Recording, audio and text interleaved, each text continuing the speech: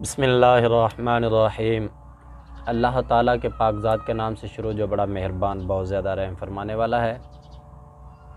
دوستو، آج کی جو ویڈیو ہم لے کر آئے ہیں، اس کا جو موضوع ہے وہ ہے قرآن پاک کی فرقان حمید کی وہ صورت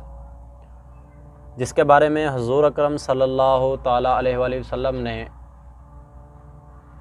بہت زیادہ ارشادات فرمائے، بہت زیادہ احادیث مبارکہ ہیں۔ حضور اکرم صلی اللہ علیہ وآلہ وسلم نے اس سورت کی بہت زیادہ فضیلتیں بیان کی ہیں۔ تو دوستو شروع کرتے ہیں۔ ہمارا آج کا جو موضوع ہے وہ ہے سورۃ الفاتحہ، سورۃ الحمد شریف۔ دوستو یہ وہ سورت ہے جو قرآن پاک کا، قرآن حکیم کا مجموعہ ہے، موضوع ہے۔ جیسے ہم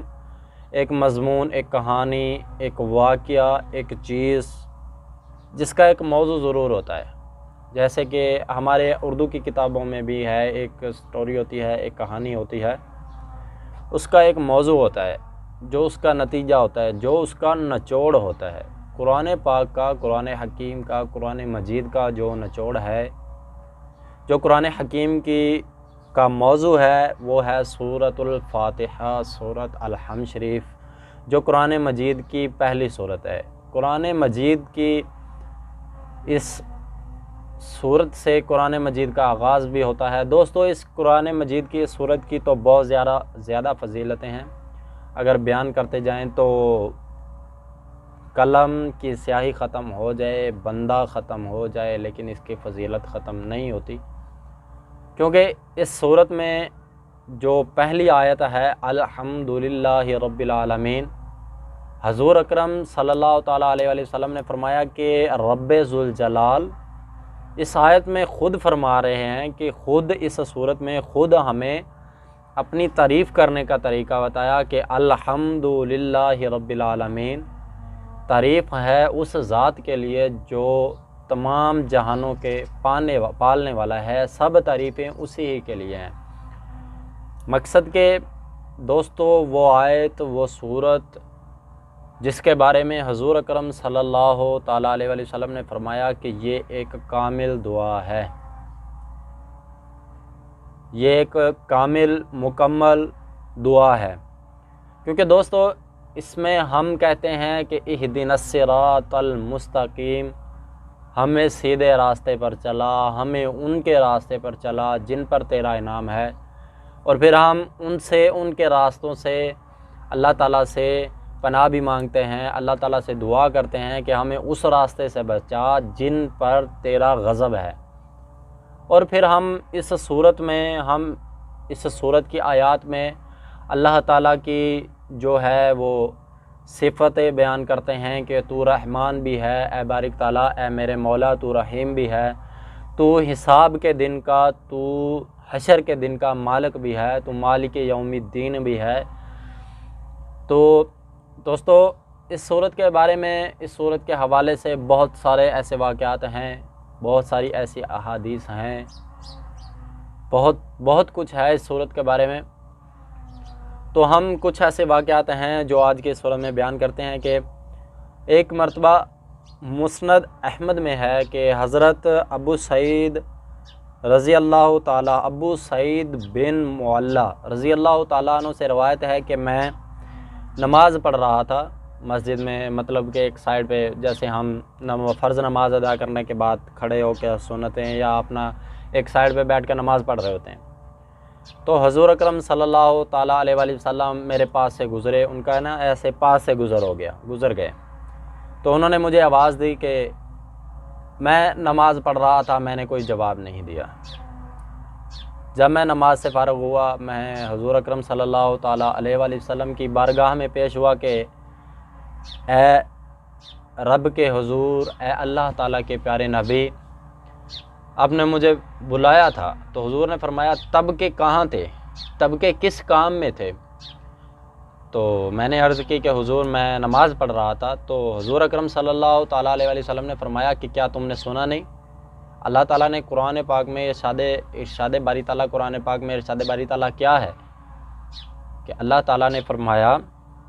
کہ اے ایمان والو، جب تمہیں اللہ کے نبی اللہ کے رسول، اللہ کے محبوب پکاریں تو تم جواب دو۔ لیکن تبھی فوراً مجھے بولا کہ حضور اکرم صلی اللہ علیہ وسلم نے فرمایا کہ اچھا سنو، میں تمہیں مسجد سے نکلنے سے پہلے، مسجد سے جانے سے پہلے بتاؤں گا کہ قرآن مجید کی سب سے بڑی سورت کون سی ہے۔ تو میں نے کہا حضور ٹھیک ہے۔ کچھ ٹائم گزرنے کے بعد جب حضور نے میرا ہاتھ پکڑا تو پکڑتے ہوئے باہر جانے کا ارادہ کیا، تو میں نے حضور اکرم صلی اللہ علیہ وسلم کو اپنا وعدہ یاد دلایا کہ حضور آپ نے فرمایا تھا کہ میں تمہیں قرآن مجید کی سب سے بڑی سورت یا قرآن مجید کی بڑی سورت کے بارے میں بتاؤں گا۔ تو حضور اکرم صلی اللہ تعالیٰ علیہ وسلم فوراً بولے قرآن مجید کی سب سے بڑی سورت،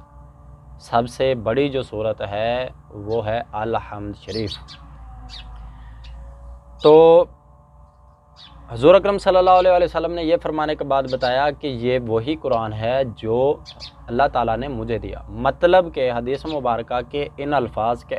یہ وہی قرآن مجید ہے جو اللہ تعالیٰ نے مجھے دیا، مقصد کہ قرآن مجید، پورا قرآن مجید 30 سپارے جو سب ہے، اس کا جو موضوع ہے وہ ہے سورۃ الفاتحہ۔ مطلب کہ اسی سے جو مقصد ہے، جو اسی کی تفسیر ہے، اس میں آتا ہے کہ جو سورۃ الفاتحہ ہے، سورۃ الحمد شریف ہے، وہ قرآن مجید کا موضوع ہے۔ تو ایک تو یہ حدیث مبارکہ یہ جو ہے اس کا ذکر صحیح بخاری شریف، ابو داؤد اور نسائی میں بھی ہے۔ تو دوستو یہ وہ صورت ہے، اس کے بہت زیادہ احادیث میں اور اولیاء کرام اور صحابہ کرام انہوں نے بہت زیادہ اس کے نام تخلیق کیا، اس کے بارے میں نام بتائے ہیں، جو آج کے لحاظ میں ہم اکثر کتابوں میں پڑھتے ہیں کہ اس سورت کا نام سورۃ الحمد بھی ہے، مطلب کہ اللہ تعالیٰ کی حمد و ثنا۔ اس کے بارے میں سورۃ الصلاح بھی ہے۔ کیوں سورۃ الصلاح اس کا نام کیوں ہے؟ کیونکہ جب بھی ہم کوئی بھی نماز پڑھتے ہیں تو ہم اس سورت سے نماز کو، ہر رکعت کو اس سورت سے شروع کرتے ہیں۔ اگر ہم اس سورت کو نہیں پڑھتے، حضور اکرم صلی اللہ تعالیٰ علیہ وسلم کا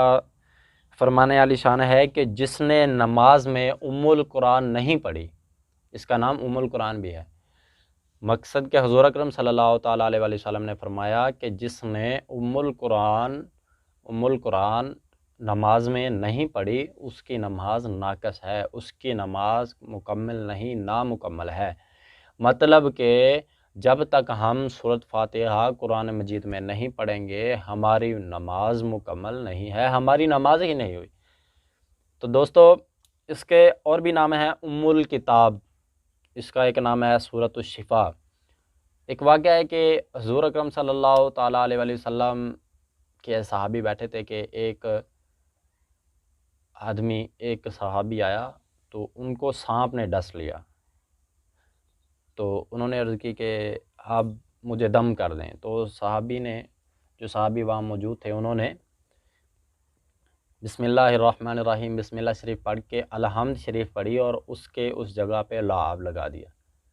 تو وہ کچھ ٹائم کے بعد ٹھیک ہو گیا، سانپ کا زہر ختم ہو گیا۔ تو دوستو اس کے بارے میں جو سورۃ الشفا اس کا نام ہے، اس کے بارے میں بہت زیادہ احادیث ہیں۔ اس کا نام ان حوالہ جات، ان واقعات کے موضوع پہ اس کا نام سورۃ الشفا بھی ہے، اور اس کا نام سورۃ الرقیہ بھی ہے۔ اس کے بہت زیادہ نام ہیں جو احادیث کی کتابوں میں بھی ہیں۔ تو رسول اللہ صلی اللہ تعالیٰ علیہ وسلم نے فرمایا کہ ایک احادیث مبارکہ ہے، مسلم اور نسائی میں ہے، کہ ایک مرتبہ میں بیٹھا تھا کہ میرے پاس جبرائیل علیہ السلام بیٹھے ہوئے تھے،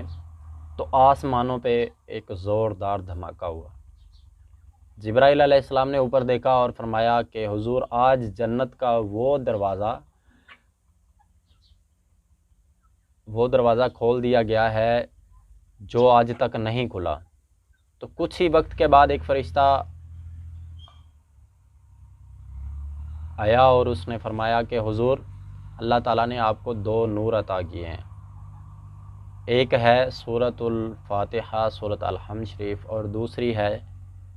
جو دوسرا نور ہے وہ ہے سورۃ البقرہ کی آخری آیتیں۔ تو دوستو اس سورت کے بارے میں اللہ تعالیٰ کے محبوب نے بہت ساری احادیث، بہت سارے ارشادات بھی فرمائے ہیں۔ تو دوستو، ہمارے جو آج کے لوگ ہیں وہ قرآن مجید سے تو ویسے ہی دوری اختیار کر کے بیٹھے ہوئے ہیں، ویسے ہی ان کی قرآن مجید سے دوری ہے، وہ قرآن مجید کے پاس سے نہیں گزرتے۔ ہمارے آج کے دور میں وہ ہمارے استاد محترم علامہ صاحب فرماتے ہیں کہ ہمارے جو مسلمان ہیں انہوں نے آج کے دور میں بس قرآن مجید کو دو کاموں کے لیے رکھا ہوا ہے۔ ایک، جب کسی نے نعوذ باللہ کوئی قسم دینی ہو یا جب کسی نے کسی بیٹی کی رخصت کرنی ہو تو اس کے سر پہ ایسے کر دیتے ہیں، سایہ کرتے ہیں۔ دوستو اچھی بات ہے، لیکن بات یہ ہے کہ آپ لوگوں نے کبھی یہ سوچا کہ اگر قرآن پاک کے سایہ میں یا اس کا سر پہ لے کے جانا ایک باعث رحمت ہے، تو سوچیں جس جگہ میں، جس گھر میں قرآن مجید کی تلاوت کی جائے، آیات کو پڑھا جائے، جس جگہ پہ اس کی تلاوت ہو، تو رب ذوالجلال اس جگہ پہ، اس گھر میں کتنی رحمتیں نازل فرمائیں گے۔ لیکن نہیں، ہمارے لوگوں نے قرآن مجید کو ایسے بڑے پیارے انداز سے لپیٹ کے، اس کو غلاف میں لپیٹ کے ایسے وہ اونچی جگہ پہ وہاں پہ رکھا ہوا ہے جہاں پہ بس ہمارا ہاتھ بھی بڑی مشکل پہنچ جائے۔